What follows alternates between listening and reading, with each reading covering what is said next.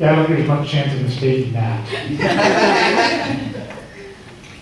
So, it's interesting because I was supposed to do a talk for y'all a few weeks ago. And both Julie and I came down with some sort of flu. It was not good, and you wouldn't have wanted me here, trust me. So the universe said, oh, you're doing that talk.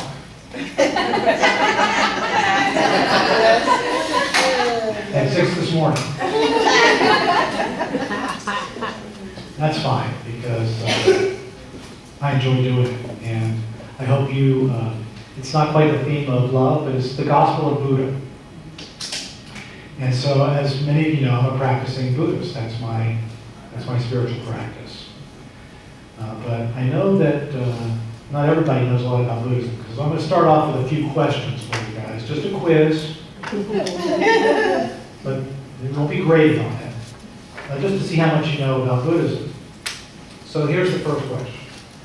A novice monk is on one side of a raging river. Okay? He has no boat, there's no bridge. And he shouts out to his master on the opposite side.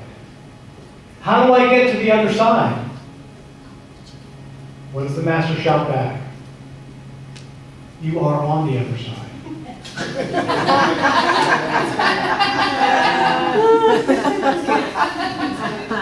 Right? So true. Okay. So two Buddhist monks are sitting in front of the TV. And one turns to the other and says, there's nothing on. What does the other say? Good, let's watch that.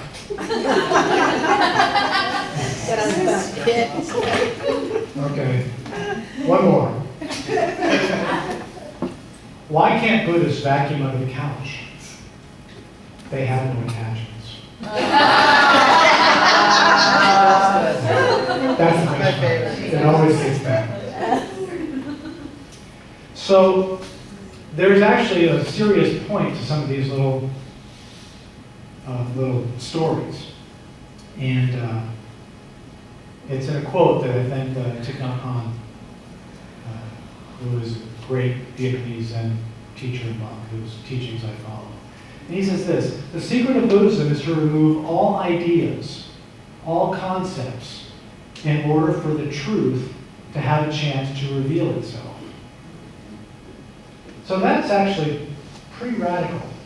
Remove all ideas, all concepts. It sounds like some crazy philosophy. But actually, it's just the opposite of that. It's not a philosophy at all. And that leads me to the bonus question. Is Buddhism a religion? Actually, it's not a philosophy or a religion. Now, there are many kinds of Buddhism. So there are some religions that are Buddhist, and it can be practiced as a religion. But at its core, it's neither a religion nor a philosophy. Because the religion is generally based on a set of faith beliefs. You believe in a God of some sort. In this tradition, God is all and everything. We are God. But there is no belief in God in Buddhism. Or maybe an afterlife, you might believe in that. There's no need for a belief in the afterlife in Buddhism. But even though there are various Buddhist religions that have developed over the centuries, the Buddhist core teachings are not religious. They are practices. And these practices are meant to lead to an awakening. And that awakening has nothing to do with concepts, ideas, beliefs. Nothing to do with that at all. It's actually not mystical either. So it really has to do with getting to the here and now of your life. So the Buddha is really kind of like a doctor. He's not a savior. He's not a god, although in some parts of Buddhism they depict him as such. He's really a doctor, someone who diagnoses whatever is ailing you and provides a treatment. So if you have a pain in your chest, you go to the doctor for a diagnosis. If it's curable, the doctor prescribes a treatment. So I'm going to give you the Buddha's treatment today in as short a time as I can. But before I do that, I want to tell a little story about the story of the Buddha. He was a young prince named Siddhartha Gautama. He was part of a warrior clan, and his father was a king. Now, his father did not want the young prince to be troubled by any suffering whatsoever. He kept him basically as a prisoner inside the castle walls. But the Buddha found a way to get out and see what was going outside. Just the same way, no matter how we might put walls around our own lives, eventually life breaks in. And the inconvenient things, the things that we don't like, break into our lives. In the Buddha's case, he was taken out by a driver, and he saw someone who was sick. He'd never seen that before. And he asked the driver, "What is that person?" "That is someone who has disease. Everyone can get sick." The next time he went out, he saw someone who was old and infirm. And he learned about aging. The next time he went out, he saw a corpse. And you might think that's unusual. We might see old people or sick people, but we're not going to see a corpse. Actually, back then in India, you would see corpses. Because in the lower caste, they just dumped them into the corpse yard. And Buddhist monks actually used to go meditate on those corpses, to meditate on death. But the Buddha saw a corpse. What is that? That's someone who's dead. He went out the fourth time, and he saw a wandering ascetic monk. And he asked about that. That's someone who's left everything behind to find enlightenment. Well, the Buddha decided, I'm going to do that. I'm going to find out the answer to the suffering that I've seen. So, at the age of 29, he abandoned his life of luxury, he abandoned his wife, he abandoned his child, to find the answer, to find enlightenment. He spent 6 years punishing himself through the kind of ascetic punishments you can't even imagine. But that didn't work. So one day he sat down under a tree and decided, I'm going to sit here until I find enlightenment. And by sitting under the tree, simply sitting, he did find awakening. He sat for 7 days. He was filled with understanding, kindness, and compassion. And what happened was that brought forth his most fundamental teaching, the Four Noble Truths. And you may hear about Buddhism, everything's 4, 8, 3. The reason behind that is that 500 years before Christ, they passed things on orally. They weren't written. So these numerical formulas were made for easy memorization so they could be passed on. So the fundamental teaching is the Four Noble Truths. Now, the first noble truth is suffering. Wait a second. Suffering. For 45 years, the Buddha said, I teach only suffering and the transformation of suffering. Adversity, pain, fear, anger, failure, hatred, greed, the unsatisfactoriness of life. But wait a second, that doesn't sound much of the gospel.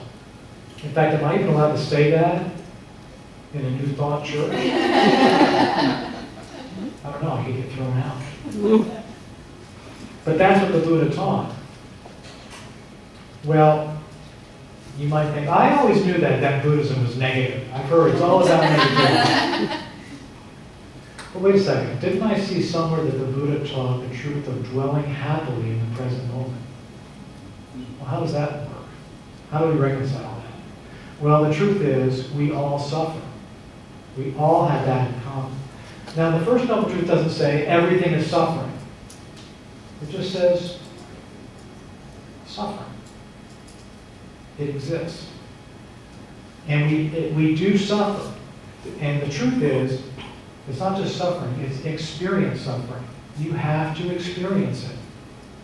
If you push it away, you'll never understand. When it comes into your life, you have to experience it. We've all experienced some suffering, but we try to keep it at bay.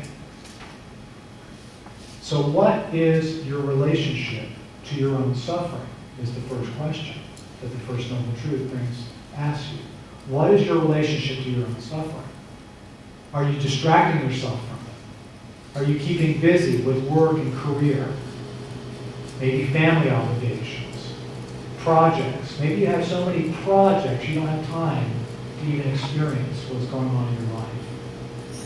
Or maybe you just get through the day focusing on some future imagined, once this happens, that happens, everything's going to be fine. So we can lose ourselves. We can lose ourselves in addictions. We can lose ourselves in religion. We can lose ourselves in Facebook. Are you spending all day on Facebook instead of actually having a relationship with your own life? So Buddhists say often that we're living in a dream. And we do. We're not awake. We're not aware of our own life. So we have suffering, but we're not aware of it. But what happens when someone you love becomes critically ill, or you become ill? What happens when someone you love dies? What happens when, and everybody dies. These things happen. We can't just avoid it. Or we can, but our lives will not be full if we do. So, just like the Buddha, we have to go outside the castle walls and we have to recognize this suffering. We have to confront our own suffering. So here's the thing about confronting your own suffering. It seems really scary. It's like this. Let's say you're standing in the ocean, about up to here, and you see a big wave coming. This huge wave is coming. What do? Do you run away from it? No, you can't run away. It's going to get you. And if you're running away, it's going to knock you down. Do you fight it when it comes at you? No, you can't fight it. There's nothing you can do. What can you do? You dive into it. Exactly. And when you dive in, what happens? It's just water. It just rolls over you. And you're fine. It's not as big a deal as it looked. You can get through it. That is the message of suffering. So it's workable. It's something you can work with. Now, we need our practices to work with it. Whatever your spiritual practices are, I'm not saying that you don't have them, whether it's affirmations or whatever it is, but you have to dive in to your life in whatever state it's in. So, suffering is the diagnosis, but it's also the secret sauce in the treatment plan. Diving into the suffering is exactly how the suffering is eased. It's very non-intuitive, but it's the teaching of the Buddha. So, for example, folks in AA, they consider themselves especially blessed to be alcoholics. Why? Because they get to go into the rooms with other AA members and share honestly and deeply about the suffering in their lives. And most of us, and they're right, most of us do not get that opportunity in the same way. We don't get broken down by something where the shell is cracked open and we reveal our true selves and the suffering that's in us. They dived in. They finally hit bottom and they dive in to their suffering. So there's a real truth there. What are the stories that we find so appealing on Facebook? They're the stories of people who have overcome great suffering or adversity and stay positive and successful in their lives. So, that's the first noble truth. The second noble truth is the arising of suffering. Where does it come from? Well, we can look back and blame our parents or society or anything else for our suffering.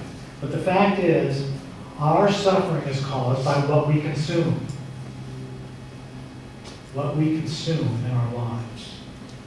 And this is one of the things where we're very much in common between the Centers for Spiritual Living and Buddhism. Because if we can consume negativity, we will suffer negativity. If we consume positive, we will have a positive and happy life. So the Buddha outlined 4 nutrients that we can consume to make our lives better. The first is edible food. Interesting. it's a spiritual practice. What you eat is a spiritual practice. Here's the thing.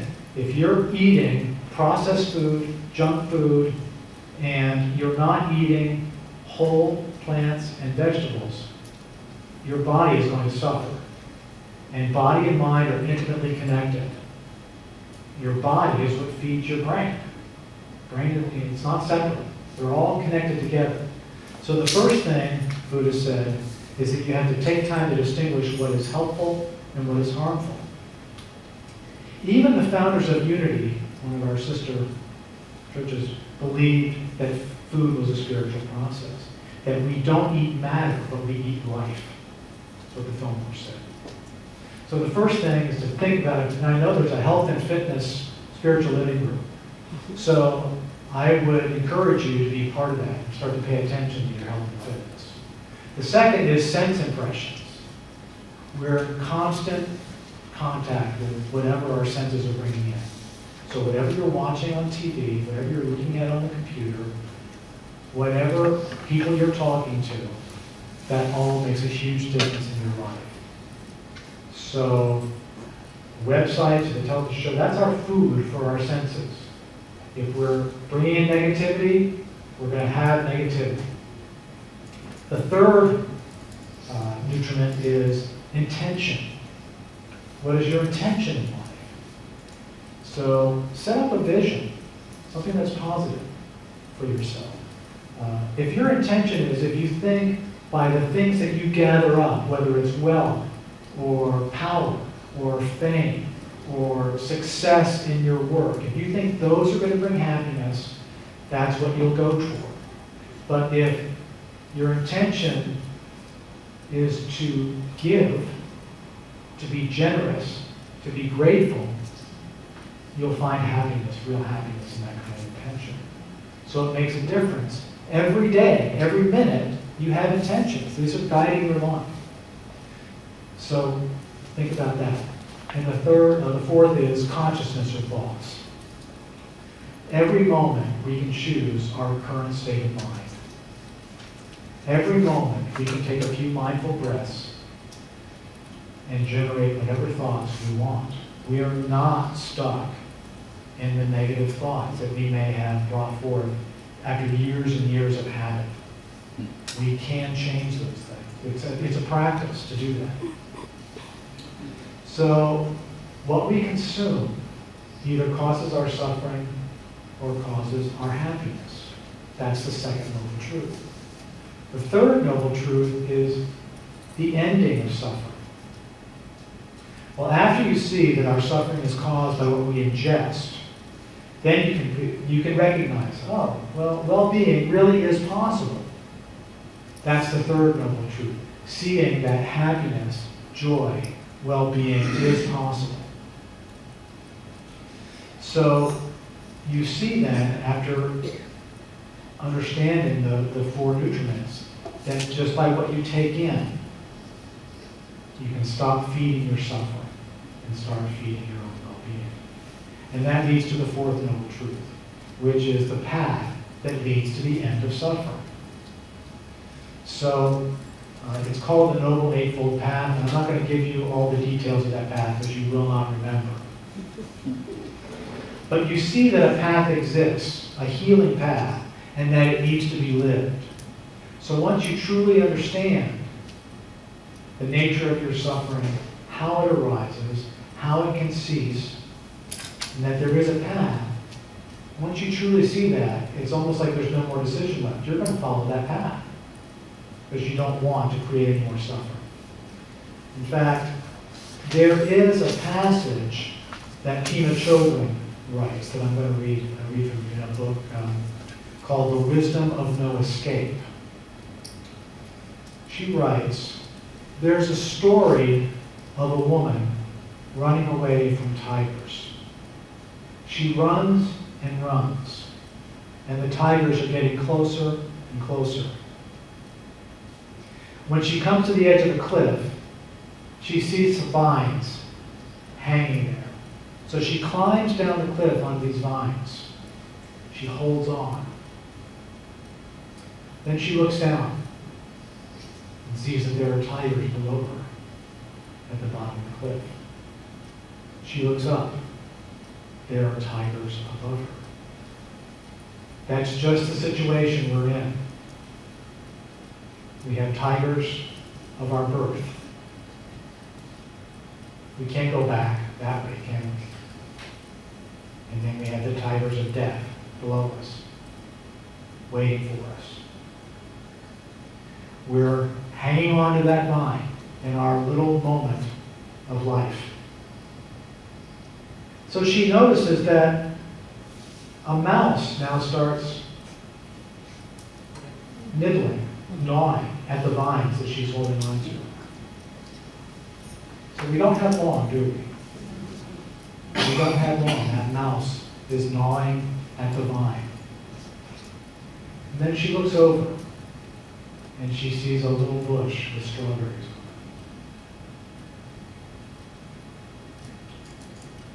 And she reaches over and grabs a strawberry with one hand and savors that strawberry.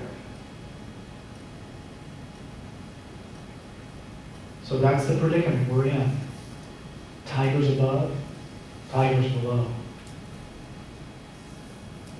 Each moment is just what it is. It might be the only moment of our life. We don't know. We don't know. It might be the only strawberry we'll ever eat. We can get depressed about the situation. We can try not to think about the situation. Or we could finally appreciate it and delight in the preciousness of every moment that we have. And that is what Thich Nhat Hanh is referring to. It's not about our ideas. It's not about our beliefs. It's about experiencing the situation we are in this life.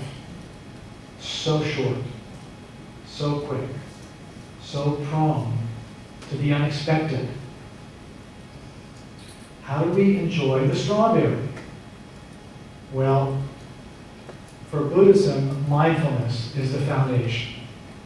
It's the art of appreciating the present. It helps us learn the art of stopping. You can be mindful of your breathing. You can be mindful of your walking. When you're in conversation, you can be mindful of what the other person is saying.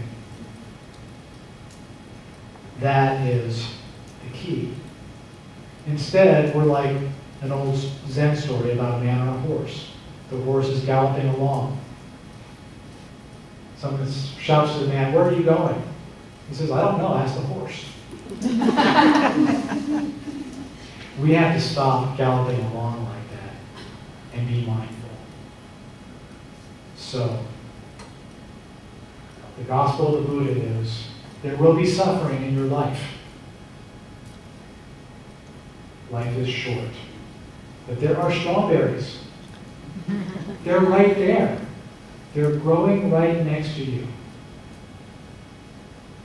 Remember the four nutriments. Take in what is positive.